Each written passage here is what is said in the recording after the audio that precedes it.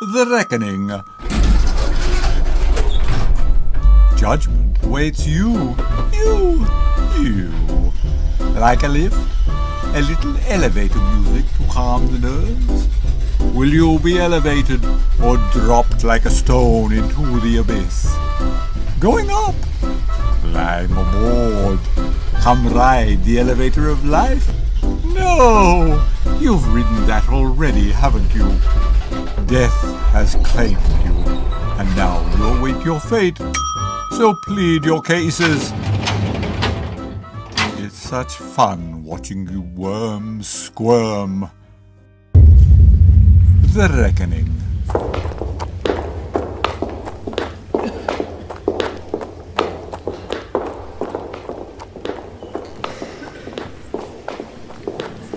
All rise for the Lords of Mercy.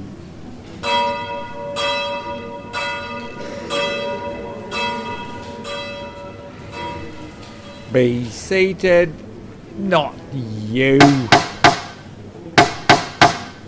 My lords, before you stands Jesus Christmas. Go on, plead your case, Jesus. I stand before you, the jury, a serendipitous mad woman, as dead as a doornail. A cardiac arrest terminating my 79 years. Extinct like a dodo, but still somehow exuding life. Still a discombobulation. Still a lunatic, a transgressor of the acceptable. Still a thoroughly fractious annoyance who will not die quite properly. Clearly a sinner who must be sent down. Yes, I hear you sigh. I sense your despair, and I see you, resplendent in your plush chairs, luxurious lounges and stately thrones. I see you, awash with angelic feathers, glowing lights and the lustrous radiance of power. Yes, I see you examining your tablets to note that I am profoundly etched in stone, chin deep in sin, in the book again and again. You look up and see that I am a little too fat to have suffered, a little too jolly for repentance, and a little too tormenting for you to endure. You assess me as impudent, pantagruelian, and overstuffed with the very, very guilty pleasures of sin. You wonder how it is that I have not thrown my corpulent corpse at your bejewelled and festooned toes, entreating forgiveness. It is clear in your eyes I am truly that serendipitous madwoman. How is it, you think, that I do not hear the trumpets herald your emissions? When you speak, sigh, pronounce, eructate and defecate. Why, you ask yourselves, am I not attuned to your every excretion? Alas, fair patrons of the tribunal, I see more than you should know. But, this being my final 5 minutes of infamy, I intend to wallow in it. Enjoy the recounting of the luscious sensuousness of bodily sins, the deadly, the venal, the mortal, and some sins that I may have even discovered or invented along the way. I expanded the whole world of my neighbour's wife and rutted him in the garden shed the following day. My girlfriend taunted me with her fat sow, so I fetched it, slew it, and feasted on it. From grisly snout to crispy tail, the whole pig routed. I took delight in opiates and lay for days in the endless haze of life without pain. Where is the wrong in that? To remove anguish, to feast and fornicate. I have cursed God, farted in church, belched in the bell tower, eaten all the sacramental biscuits, and pleasured myself in the confessional. And how I did then moan for God's release. And it came. I have spent days in a brothel, weeks in a pub, months in a casino. I stayed in bed for a year just to see if it was possible. I stunk, unwashed and unclean. I stole a Mercedes-Benz, oh Lord. I evaded office security and stole from lawyers. I took their money, their cards, and their cocaine. I oofed their secretaries in the toilets, and the post-room boys, 2 by 2. I have been smitten, oh dear God, swept away by desire, love, and lust, consumed by greed, envy, and gluttony, laid low by sloth, pursued by pride, smitten, but not smited. Ask yourselves, why no smiting? How did I live to a grand old age? What about Debbie Harry, Keith Richards, Chrissie Hynde? Unsmited every one of them. Sinners? Our gods gave us the creativity to expand the world. I am proud of the seeming sinning, proud of the inventiveness, the pleasure and delights. And herein lies my 7th sin, that of anger. As I bid thee, go fornicate with thyself. I take exemption to this court itself, the existence of heaven and hell, and finally the notion of these sins being deadly, as my fine old age will prove. Who are you, you miserable old dullards, you meagre-minded Lilliputian stooges, passing judgment on me with no right? Proceed then, little ones. Try to send me where you wish, but just know that you will never be rid of me or my influence. Go ahead, condemn me for what I am. Me, a sinner? Me, the child, the son, the daughter, real, complicated, and laughable. Condemn me, the child, the infant, the daughter of man. Go ahead, I dare you.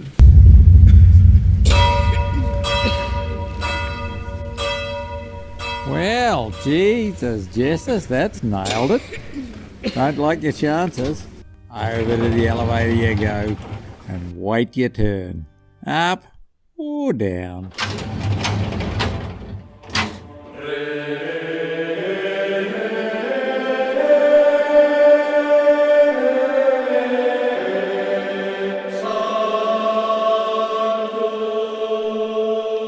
And next to plead her case, we have Carol's mum, Elizabeth.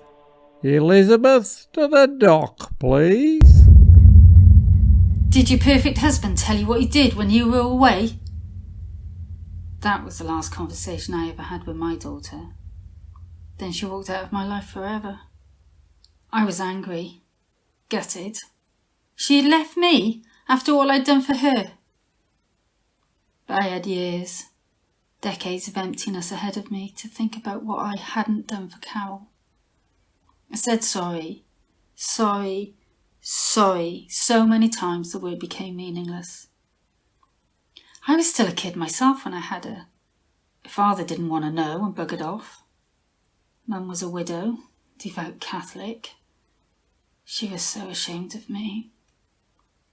I felt trapped. I'd no future. Well, Elizabeth, that's your punishment for having low morals. She took charge of Carol, and I hadn't a clue. I don't know what I would have done without her. When Mum died, I panicked. and I found it hard to cope. Carol was such a handful. Threats worked.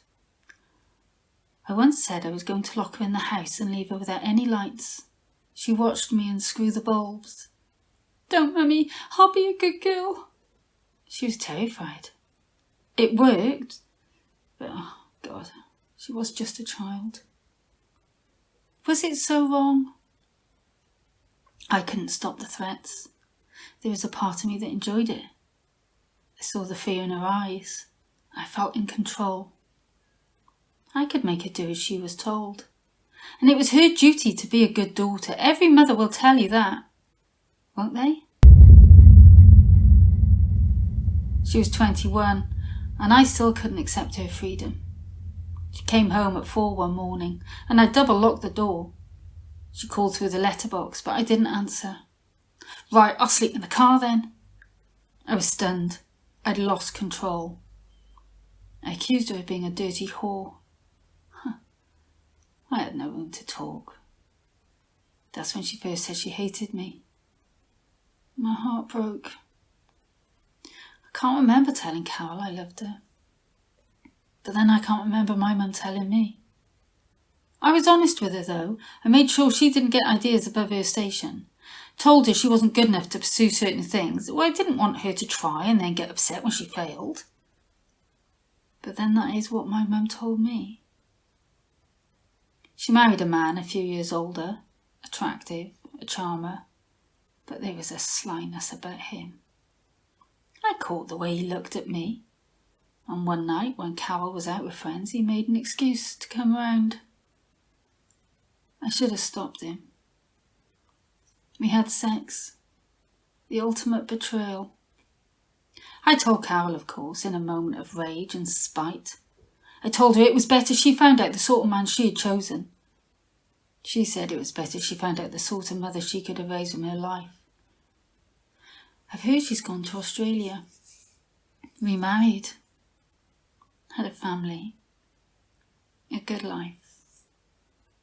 I wanted to die the day she left, but my punishment was long life, alone, tormented by my demons, paying the price for my jealousy, pride and lust. I now humbly stand before you and I plead for my soul to be given peace. My time in hell has already been served on earth.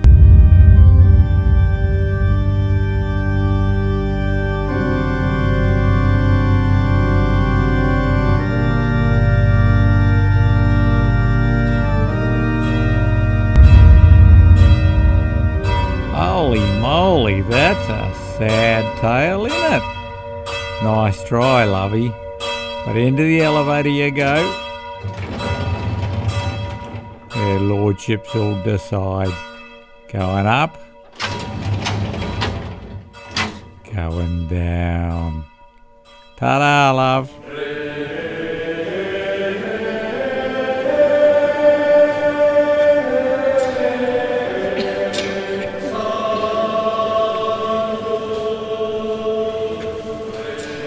My lords and ladies, next up in the dock is Vanessa.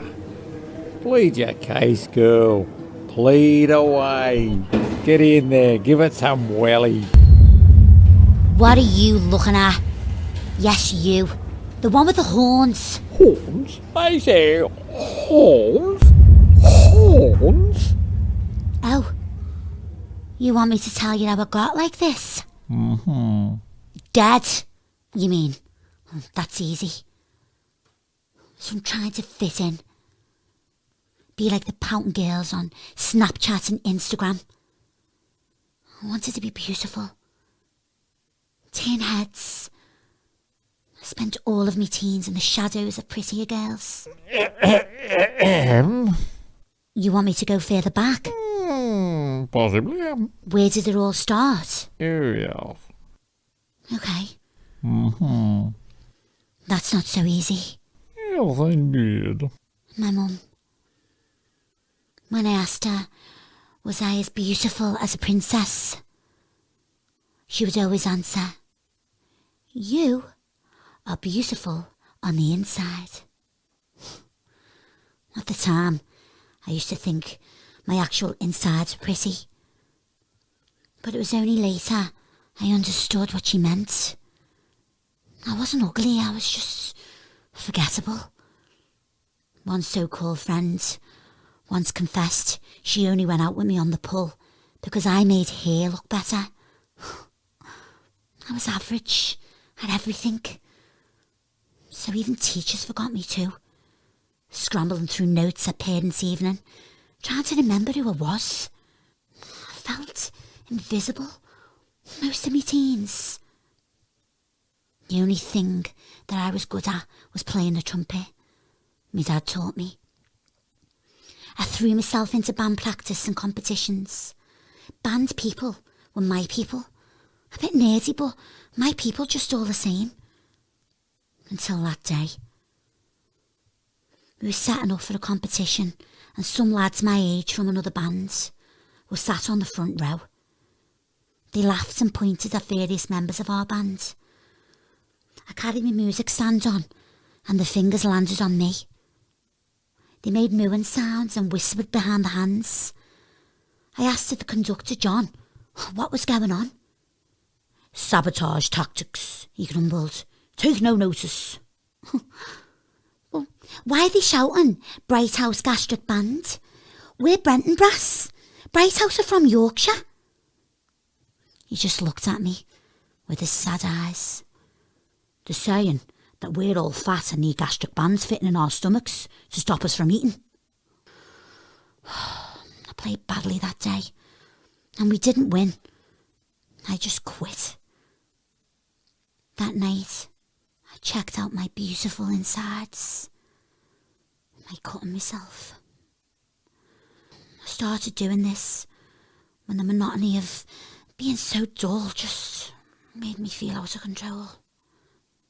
The trouble is, this time, I just went too far and I wouldn't stop bleeding. Oh, God, the fuss that it created was unreal.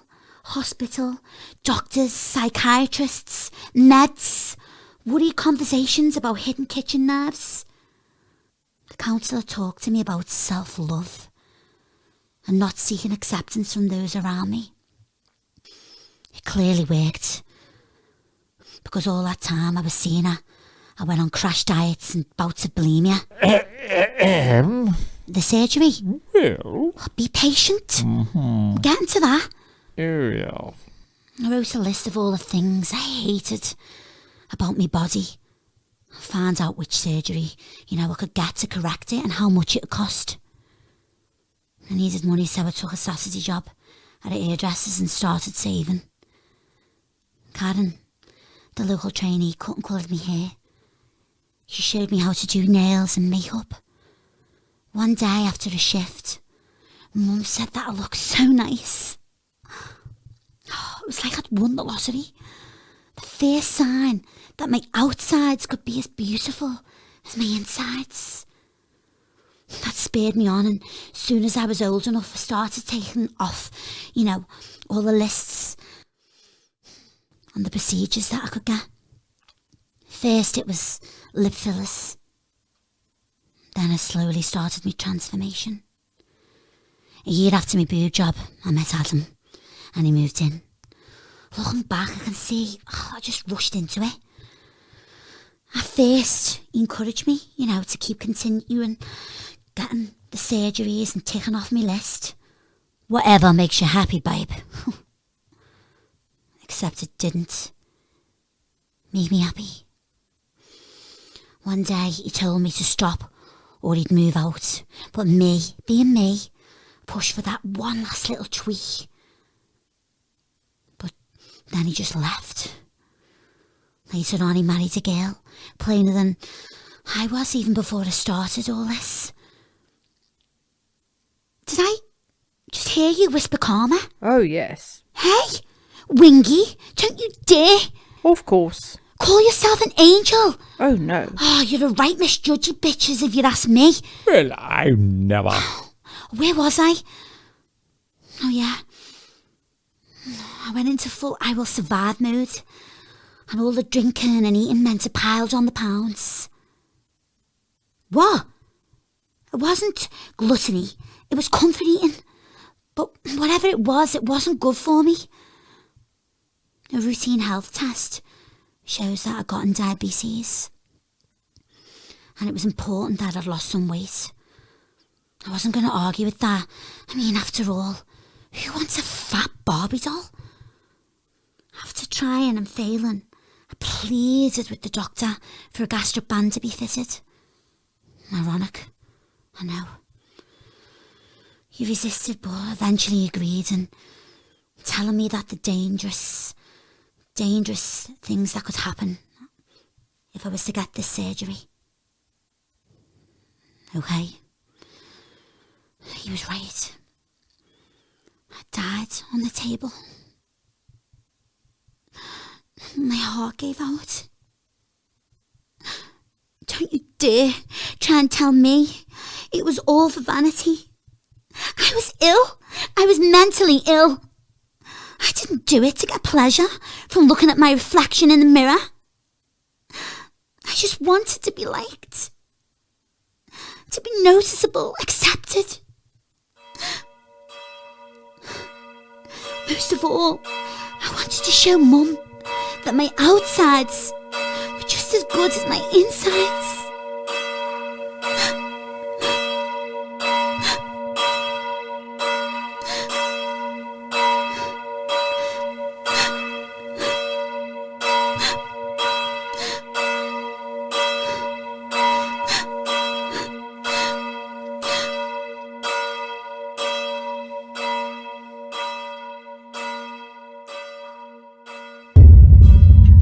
Into the lift, you flaming grubs. It's judgment time. No point stabbing that up, Button Hamlet. You're all going down. Fire and brimstone for you lot. Pineapple.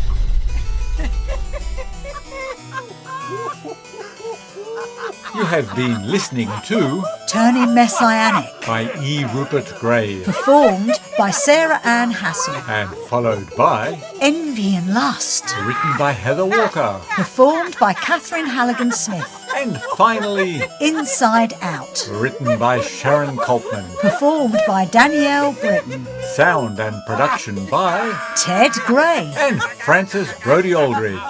A Make It Right production for Make It Heard.